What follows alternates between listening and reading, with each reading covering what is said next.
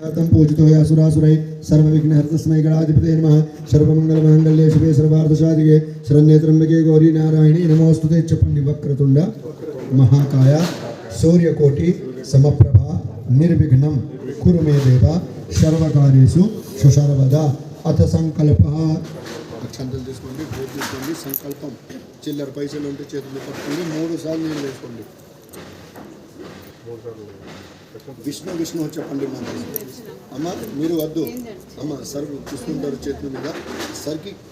కింద మీరు చేయబట్టుకోండి అంతే సర్ చేతుల మీద వేసి 3 సార్లు నీళ్ళు చేయ మీద చిల్లర పైసలు ఉంటే పట్టుకోండి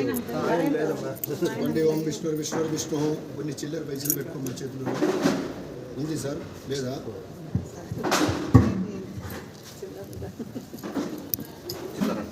सर्वित्यार्थे शुभे स्वप्ने मुहूर्ते प्रवर्तमानस्य अद्य ब्राह्मणन्दे अपरार्थे श्री क्षेत्रपाराः कल्पे वैवस्वन् मन्त्रे अष्टाविंशतिमे युगे कलियुगे कल्पतं चरणे पूर्वलोके भरतवर्षे जम्बुद्वीरायणाय ईशान्ये नमः आदित्याय च सोमाय मंगलाय बुधाय च गुरुन् शुक्रशनिभ्यश्च राहवे केतवे नमः ओम श्रीमन्महागणाधिपतये नमः भद्रं कर्णेभिः शृणुयाम देवाः भद्रं पश्येमाक्षविनित्राः